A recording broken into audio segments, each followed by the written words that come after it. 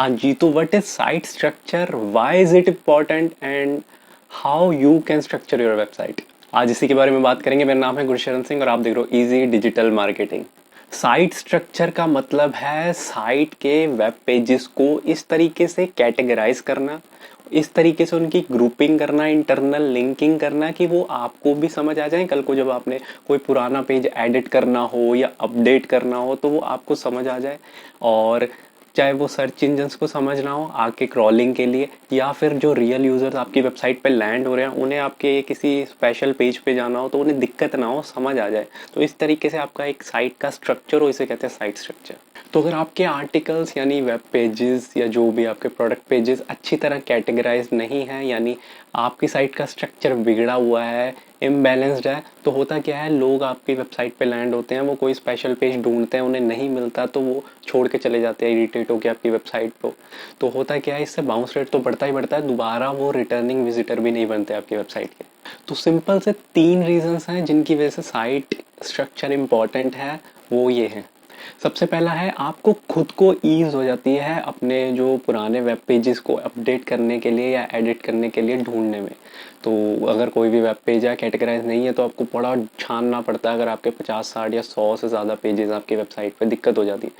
तो इसलिए उस केस में तो बहुत ज़रूरी होती है कैटेगराइजेशन। दूसरी चीज़ है, जो गूगल के क्रॉलर्स हैं या दूसरे सर्च इंजन्स के क्रॉलर्स हैं, वो जब आपकी वेबसाइट पे क्रॉल करना स्टार्ट करते हैं तो जब लिंक के साथ लिंक मिलता है, लिंक के ज़रिए ही क्रॉलिंग होती है, और जब लिंक मिलता है कि एकदम कनेक्टेड होता है वो उसके साथ जो रेलिवेंट भी है, तो उससे क्या होता है, क्रॉलिंग की क्वालिटी बढ़ जाती है, क्रॉल अच्छे से कर पाता है गूगल और उसके गूगल बॉट्स। तीसरा बेनिफिट है वो है यूज़र एक्सपीरियंस।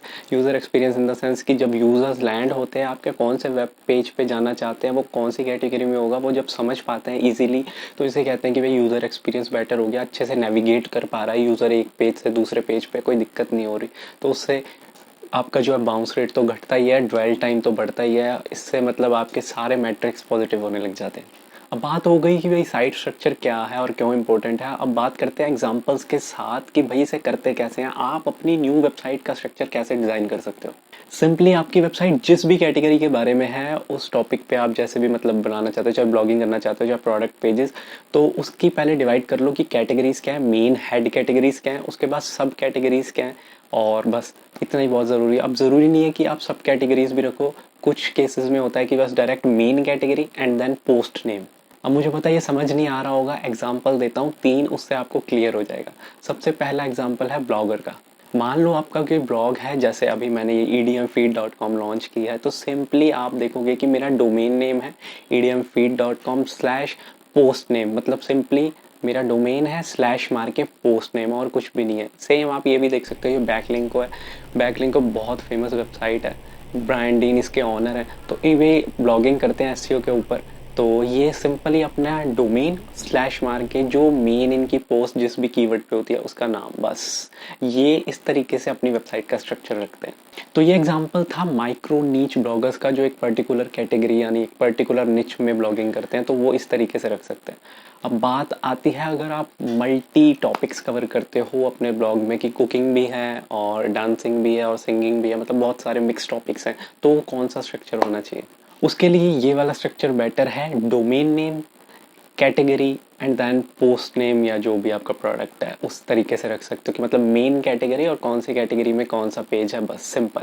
तो अगर आप वर्डप्रेस पे अपनी वेबसाइट बनाने वाले हो तो ये तो बहुत ईजी सी है, कैटेगरीज बना के अपने वेब पेजेस बनाना बहुत ईजी है, आप आराम से बना सकते हो।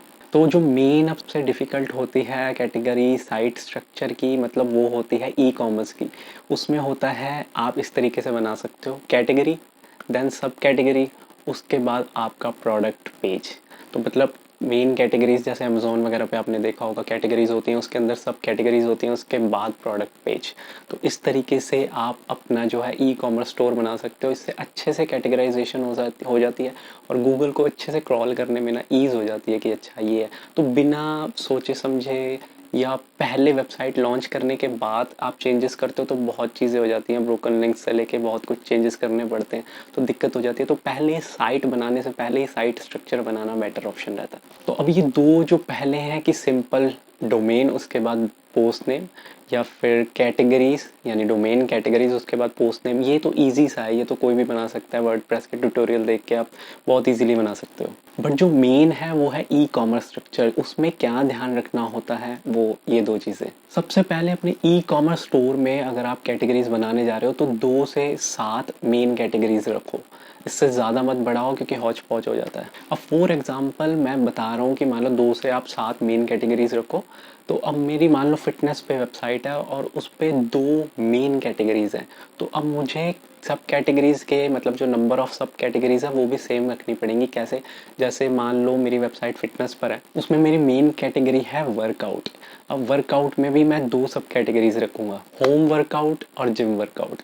इससे कैटेगराइजेशन इक्वल हो गई। अब ठीक है, अब नेक्स्ट स्टेप देखना क्योंकि अब की पॉइंट है। अब मेरी दूसरी कैटेगरी है डाइट, उसमें भी मैंने 2 कैटेगरीज रखी, एक नॉन वेज डाइट, एक वेज डाइट। तो अब आपने एक चीज़ जो नोटिस की होगी वो है कि भाई वर्कआउट्स वाली कैटेगरीज में भी 2 सब कैटेगरीज हैं और डाइट वाली कैटेगरी में भी 2 सब कैटेगरीज हैं। ऐसा नहीं है कि मैंने डाइट वाली कैटेगरी में 3 सब कैटेगरीज डाल दी हो कि भाई non veg food, veg food and then कोई डेजर्ट, ऐसे करके कोई सब कैटेगरी डाली, ऐसा नहीं डाला। मतलब कुल मिला के आपकी जो मेन कैटेगरी अगर 7 कैटेगरीज हैं या चाहे 2 मेन कैटेगरीज हैं, उनमें नंबर ऑफ सब कैटेगरीज भी सेम होनी चाहिए। अगर 2 सब कैटेगरीज पहले में है तो दूसरे में भी 2 सब कैटेगरीज रखो, तीसरे में भी 2। इससे आपकी साइट बैलेंस्ड रहती है, वरना वो इम्बैलेंस हो जाती है। अब नोट ये है कि जिस साइट का स्ट्रक्चर अच्छा होता है उसका क्रॉल जो बजट है वो भी अच्छा हो जाता है और क्रॉलिंग ईजिली कर पाता है गूगल।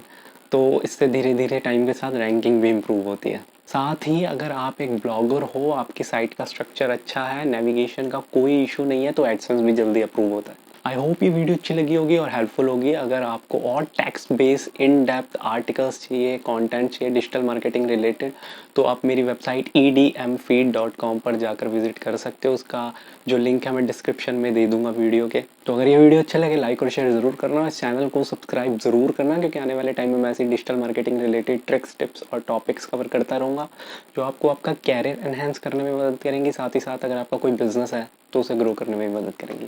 तो तब तक के लिए नेक्स्ट वीडियो के लिए थैंक्स यार, बाय।